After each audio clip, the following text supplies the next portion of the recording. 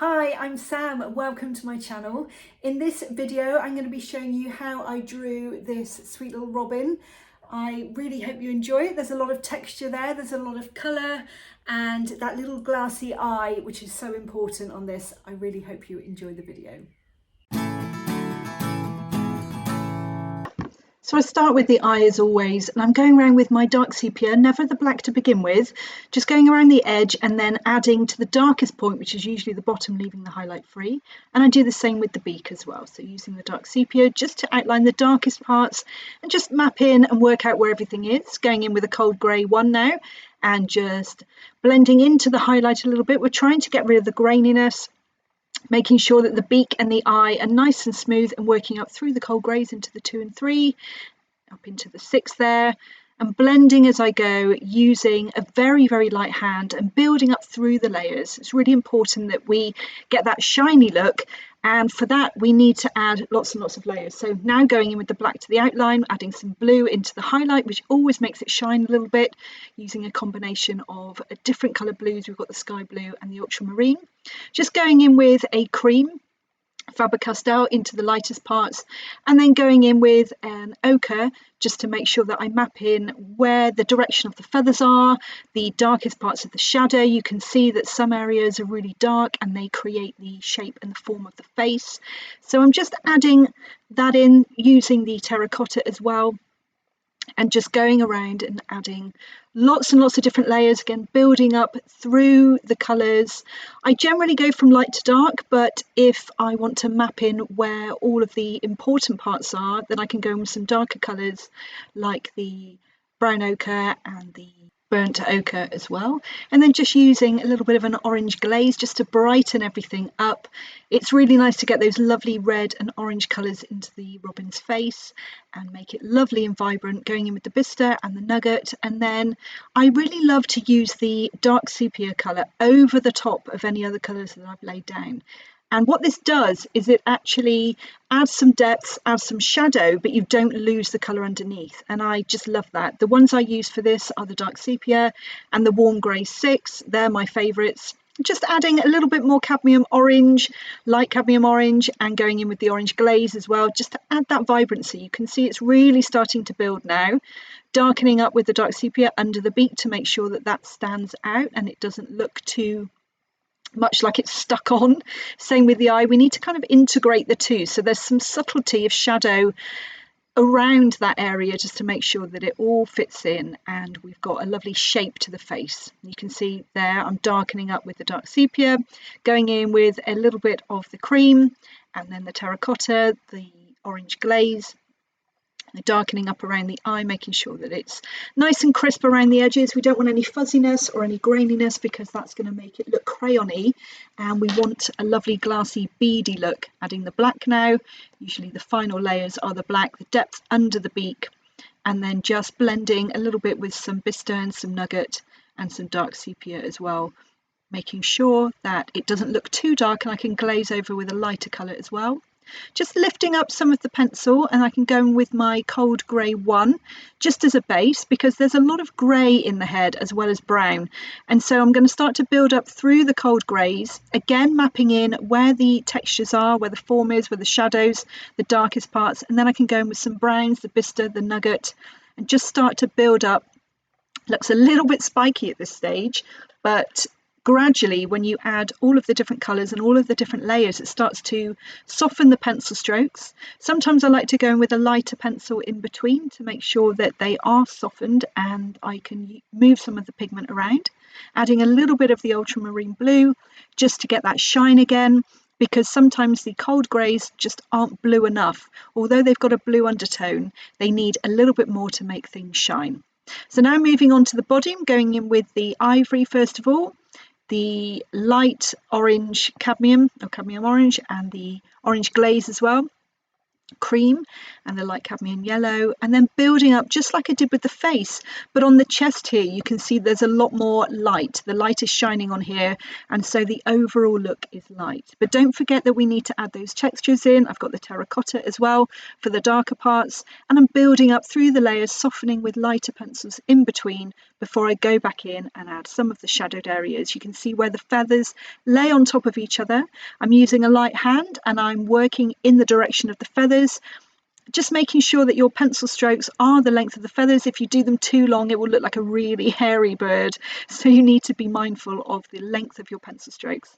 I'm leaving some of the areas of the chest a little bit lighter with the creams and the yellow, and then going in with the light orange glaze as well. I can move on to the back now, and now I'm into the drawing a little bit. I can feel a little bit more brave to go in with some darker colours and map in everything first.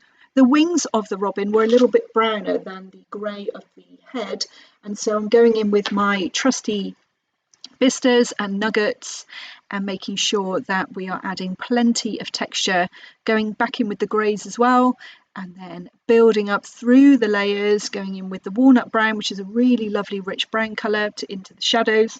We are going to be darkening those with the dark sepia. And the warm grey as well. We need to add some greys in.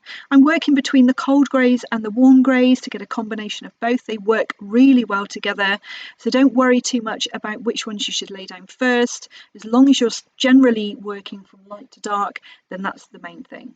Darkening up as much as I need to, and then I'm planning working out where all these little feathers are within the wings.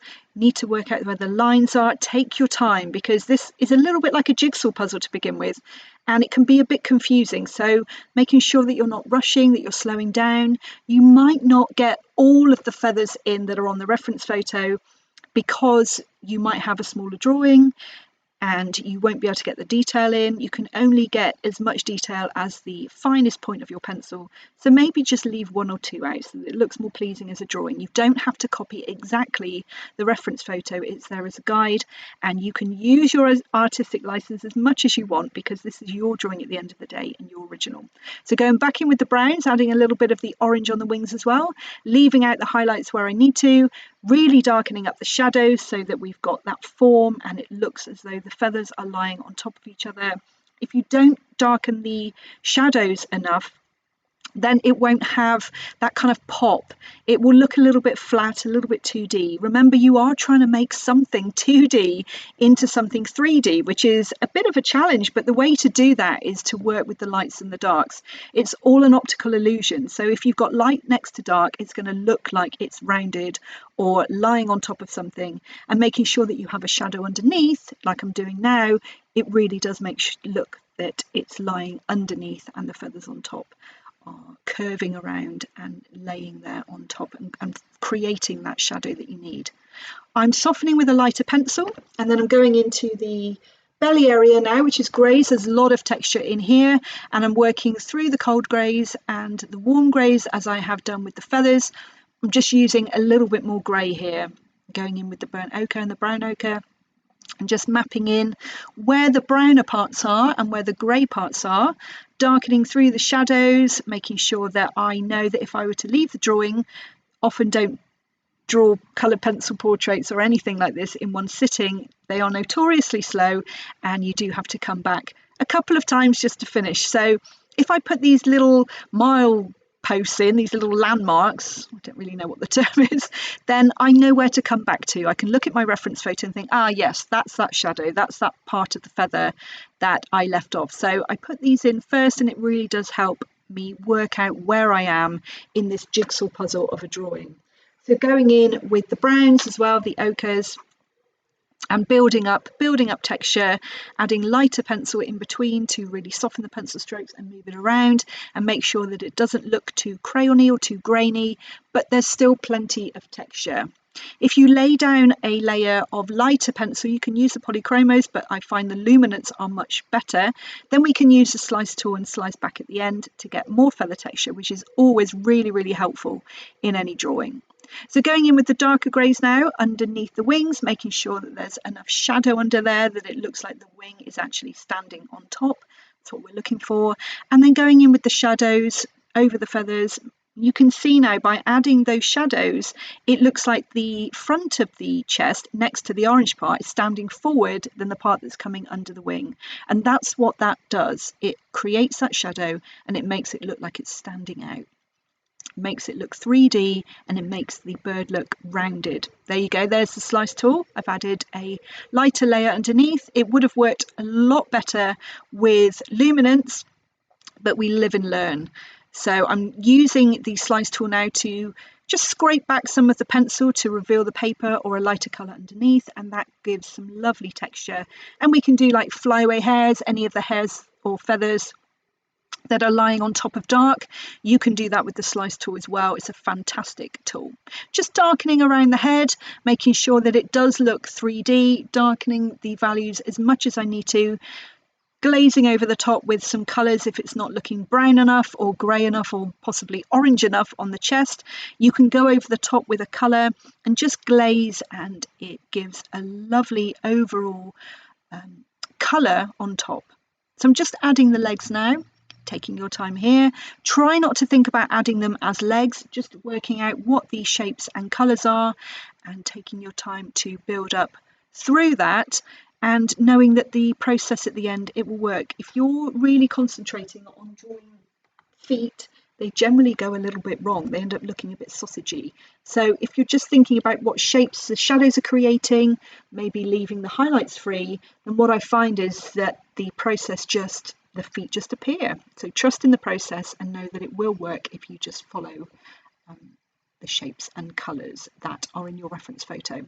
Putting in the log and the holly, and then the final stages are just to add some darker tones to balance everything out and making sure that it looks as dark as it needs to, that it fits onto the log. The shadows are where they need to be, the wings are popping out, and I do this with a dark sepia, usually doing it under the chin as well, glazing over the top with any colour that's needed there, and using that lovely terracotta and cadmium orange, and then really darkening up with black, my final, just to make sure that the eye is dark enough and it's looking nice and it really stands out.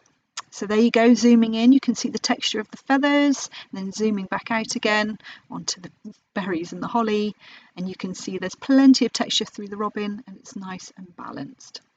Thank you so much for watching. I hope you found this helpful and it will really help you to push forward and maybe create your own little robin. If you would like to see the full tutorial of this robin and berries and holly, it's available in my online membership, The Joy of Drawing. I will leave the link in the description box below. If you did like the video, please don't forget to like and subscribe. It really helps out the channel, and I look forward to seeing you next time. Bye for now.